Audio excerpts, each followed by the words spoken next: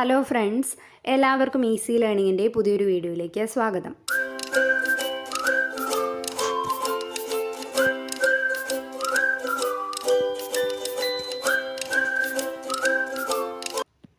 ഇന്നത്തെ വീഡിയോയിൽ നമ്മൾ നോക്കാൻ പോകുന്നത് Calicut university BCom semester 1 managerial എക്കണോമിക്സിൻ്റെ സിലബസാണ്.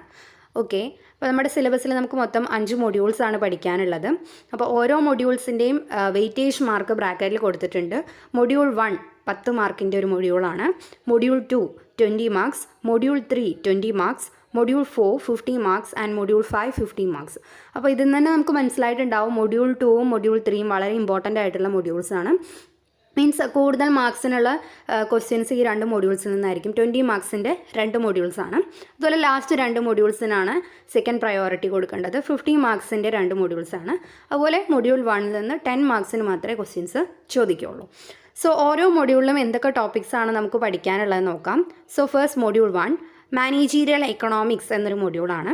അതിൽ പഠിക്കാനുള്ളത് definition and characteristics of managerial economics, nature and scope of managerial economics, economics versus managerial economics, decision making and forward planning, relationship of managerial economics with other disciplines, basic economic tools in management, managerial economics, the role of managerial economist. അപ്പോൾ എല്ലാ ടോപ്പിക്സും നമ്മുടെ ചാനലിൽ നമ്മൾ post ചെയ്തിട്ടുണ്ട്. അപ്പം ആ managerial എക്കണോമിക്സിൻ്റെ പ്ലേലിസ്റ്റിൻ്റെ link കൂടി ഞാൻ ഈ വീഡിയോൻ്റെ ഡിസ്ക്രിപ്ഷനിൽ കൊടുക്കുന്നുണ്ട്. ഓക്കെ, അപ്പോൾ മൊഡ്യൂൾ 2 നമുക്ക് പഠിക്കാനുള്ള topics theory of consumer behaviour എന്നൊരു മൊഡ്യൂളാണ്. അവിടെ നമുക്ക് പഠിക്കാനുള്ളത് cardinal analysis, law of diminishing marginal utility, consumer surplus, ordinal approach, indifference curve analysis, consumer equilibrium, income consumption curve and price consumption curve, Hicksian decomposition of price effect into substitution effect and income effect, demand curve for normal, inferior and given goods, concept of elasticity of demand, measurement of various elasticities, elasticity of supply. ഇത്രയും കാര്യങ്ങളാണ് module 2 പഠിക്കാനുള്ളത്. ഏകദേശം 20 marks വരെ ആ മൊഡ്യൂളിൽ നിന്ന് ചോദിക്കും. അതുപോലെ മൊഡ്യൂൾ 3 മാർക്കറ്റ് സ്ട്രക്ചേഴ്സ് എന്നൊരു വലിയൊരു മൊഡ്യൂളാണ്. അവിടെ നമുക്ക് ഒരുപാട് ഗ്രാഫ്സൊക്കെ പഠിക്കാൻ വരുന്നുണ്ട്. അപ്പോൾ അവിടെ perfect competition, monopoly, monopolistic competition, oligopoly, ഈ 4 മാർക്കറ്റ് സ്ട്രക്ചറുകളെ കുറിച്ചാണ് പഠിക്കേണ്ടത്.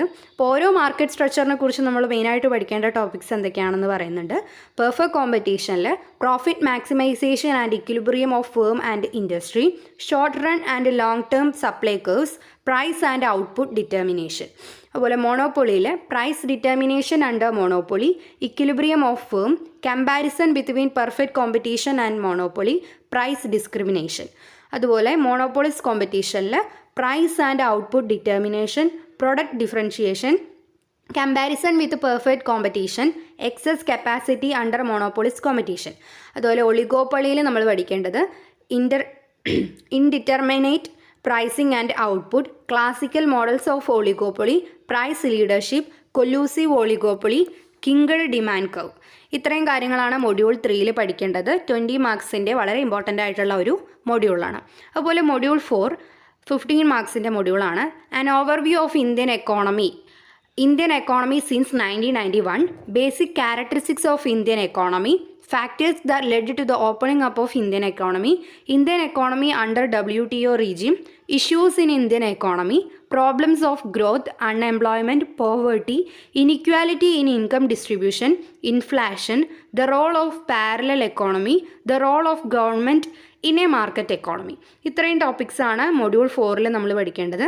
അതിന് നമ്മുടെ last module structure and direction of India's foreign trade and India's trade regulation and promotion, exchange rate policy, intellectual property rights, foreign capital and MNCs in India, trade reforms, an overview of Kerala economy, trade and commerce in Kerala, industrial development of the state, the role of small scale industries in Kerala economy. 15 മാർക്സിൻ്റെ module 5 ഇത്രയും ടോപ്പിക്സാണ് നമ്മൾ cover ചെയ്ത് പഠിക്കേണ്ടത്. അപ്പോൾ ഇത്രയാണ് നമ്മുടെ managerial എക്കണോമിക്സിൻ്റെ syllabus വരുന്നത്. അപ്പോൾ ഇതിൽ പല ടോപ്പിക്സും നമ്മളുടെ ചാനലിൽ ഓൾറെഡി പോസ്റ്റ് ചെയ്തിട്ടുണ്ട്. അതുപോലെ ഇതിലുള്ള എല്ലാ ടോപ്പിക്സും നമ്മുടെ ചാനലിൽ പോസ്റ്റ് ചെയ്യുന്നതാണ്. സോ കൂടുതൽ വീഡിയോസിനായിട്ട് ചാനൽ സബ്സ്ക്രൈബ് ചെയ്യുക. കൂടാതെ ബെല്ലൈക്കൺ കൂടി എനേബിൾ ചെയ്യുക. എങ്കിൽ മാത്രമേ ഞാനിടുന്ന വീഡിയോസിൻ്റെ നോട്ടിഫിക്കേഷൻസ് നിങ്ങൾക്ക് കിട്ടുള്ളൂ. പുതിയൊരു വീഡിയോ ആയിട്ട് വീണ്ടും കാണാം. താങ്ക്